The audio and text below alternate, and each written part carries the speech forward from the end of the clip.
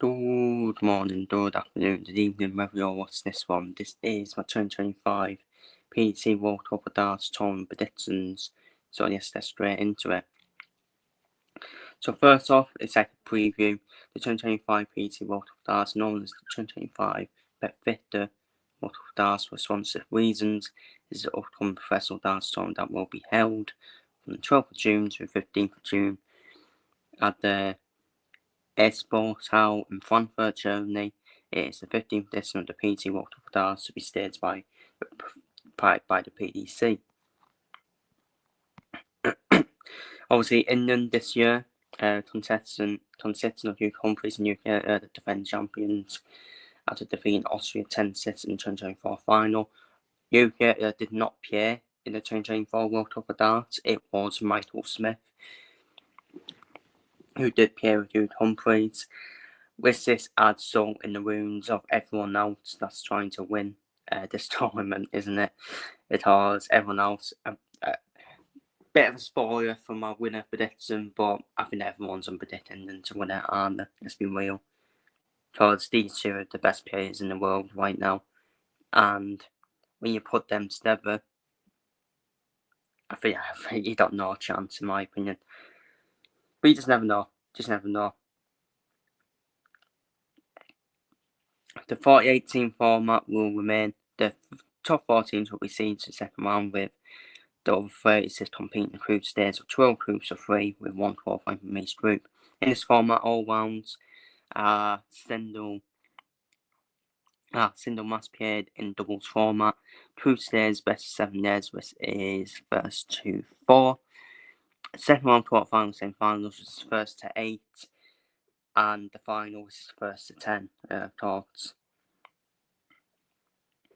Prize money, the winners get £80,000. This does not go towards their PDC or their merit. So again, this is not a one tournament. So it's a bit like the Premier League, where it doesn't go towards your PDC or the merit. So it's a bit of a, it's kind of a relevant tournament. It's just a bit of fun tournament, isn't it? Let's be real. World Cup of Darts, it's not one.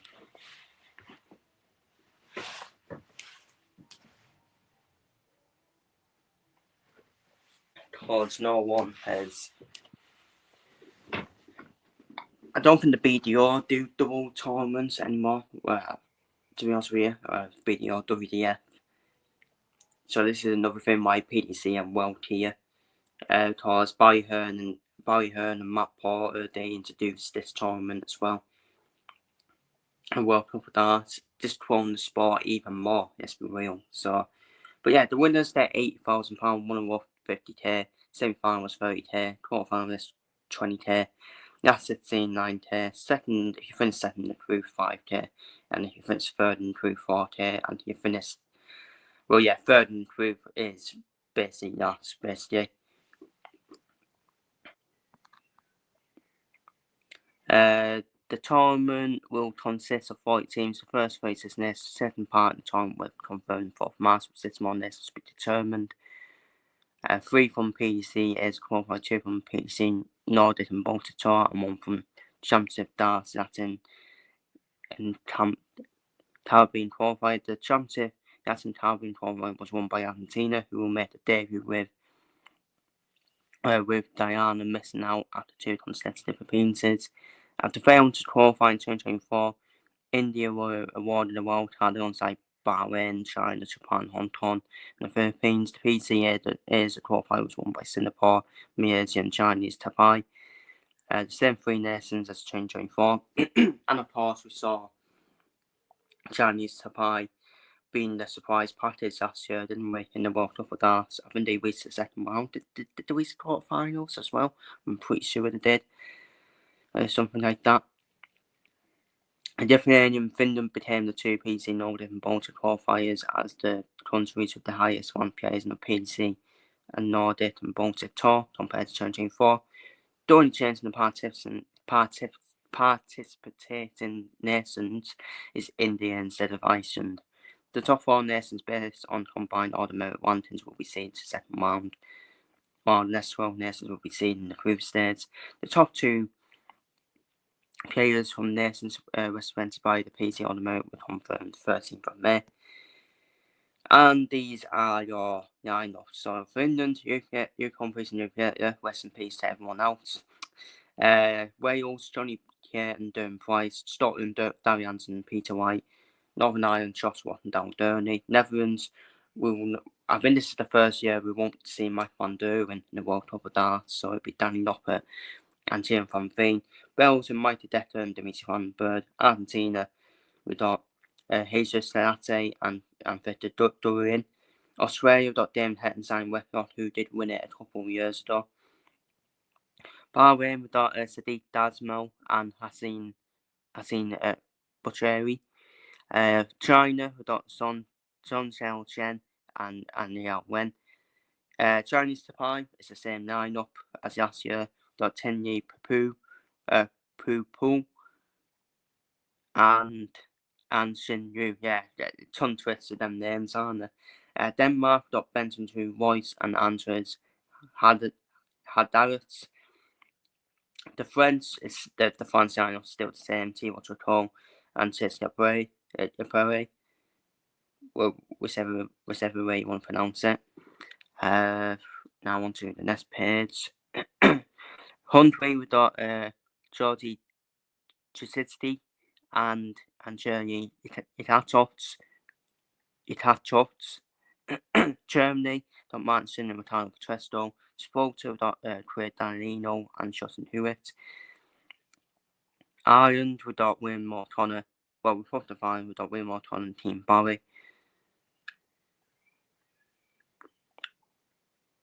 Hong Kong, we got Man Yok Yun and Yok Yin Yi. Poland, we got Christopher Sassi and Radha Stancy. India, we got Nitin Kumar and Mohan Kumar Joe. Canada, we got Matt Campbell and Jim Dunn. Italy, we got Marcel Toretta and Massimo Diawata. And Japan, we got Masuri Atamoto and Tamara Dotto. Sweden, we have Dots, Jeffrey Quaff and Otter Utasiak. Latvia, we got Madis Wasmer and Valters Medewitz. Austria, we got Minster Surface and Musty Shepard Readers. Musty Shepard Readers has replaced Wildby John Readers this time. Lithuania, same old lineup, isn't it? As previous years. Darius Athanastas and Madaras Balasets. United States, Danny Alvin, Jules Van Donden. Malaysia, we got Chendu Sa and Jenmin Tan. New Zealand, we got Hapa Puha and Mark Haver. Czech Republic, we got Helsetia and Peter Trufita. Good pronunciation by me, wasn't it? Norway, Carl Decker and Tent Noran Sevetson. Croatia, we got Boz Christmas and Pel Ujubits. Oh, YouTube-bit, yeah, YouTube-bit, not YouTube-bits, thought that would be inappropriate. Philippines, got Johnson Eisen and Paolo Prada. Very good lineup, isn't it, that one? Finland, got Timo Hachu and Michael Pantele. And the rest of the lineups, we got Portugal, Jose de Souza and Bruno Nascimento. Singapore, Paul Lim, the legendary Paul Lim and Parai Wei Tan. South Africa, Cameron Townsend and the return of Devin Peterson. Spain, we got Daniel Zapata and Ricardo Fernandez. And Switzerland, we got Stephen Belmont and Alex Velman. So this is a group stage draw. Obviously, England, Wales, Scotland, Northern Ireland are in the second round. Group A, Netherlands, Italy, Hungary. Group B, Belgium, Latvia, Philippines. Group C, Germany, Portugal, Singapore. Group D, Republic of Ireland, Gibraltar, China. Group E, Poland, South Africa, Norway. Group F, Canada, Malaysia, Denmark. Group G, Sweden, Lithuania, and France. Very good group, that one. Group H, Austria, Spain, and Australia. Group I, USA, Hong Kong, and Bahrain. Group J, Czech Republic, Chinese, Taipei, and India. Group K, Croatia, Japan, Switzerland, and Group L, Finland, New Zealand, and Argentina. So my group stage predictions then. With Group A, I have done for Netherlands, Italy and Hungary. Despite missing Michael van Duren, I still expect Netherlands just about get through in that group. I think Italy will finish second, and I think Hungary will finish third. In Group B, I do like the look of Belgium's lineup, Mike de Deck and Dimitri Van den Berg. I think that will be a very good lineup for the tournament. May not win the tournament because we know who's at the level above everyone else, but very solid lineup, Mike de Deck and Dimitri Van den Berg. So I think I would expect them to win the group. Philippines will prove to be a massive test for Belgium with that partnership of Lawrence Ayida and Paulo Freire, and I think Latvia will finish third. Group C, I've done for Martin Sinner and Carlo Petresto, again another good lineup. I think they should have it comfortable in their group. I don't really see Portugal or Singapore causing any problems for Germany, in my opinion. I think Germany got the best lineup combined, haven't they? So I think Germany should be comfortable.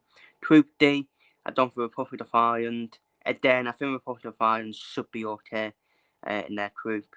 I would expect them to step past both Gibraltar and China, to be honest with you.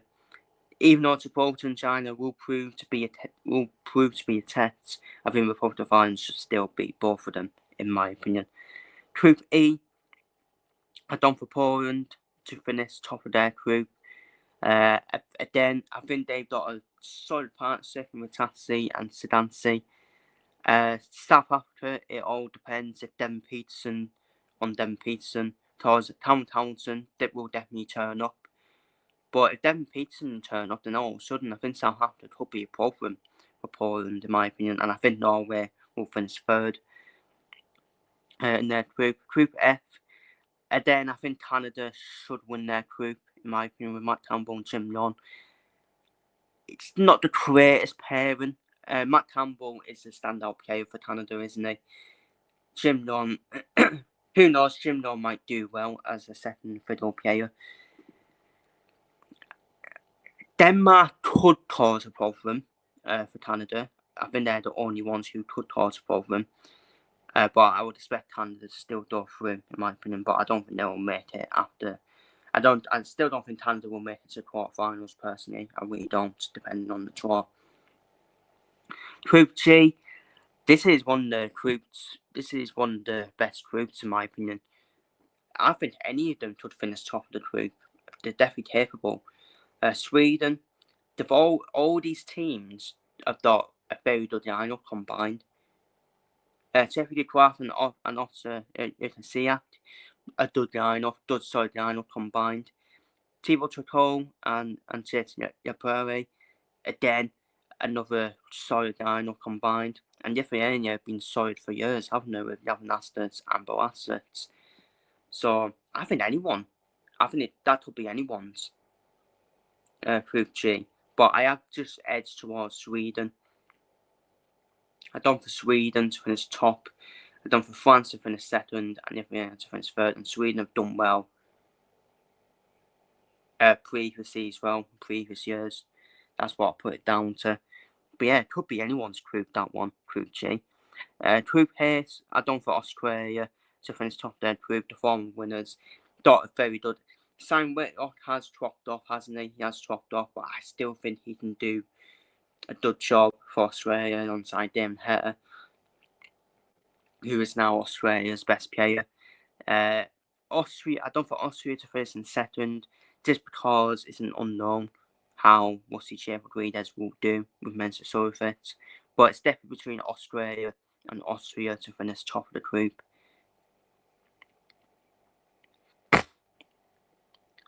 And I think Spain will finish third, in my opinion, with their new lineup of Zapata and Fernandez.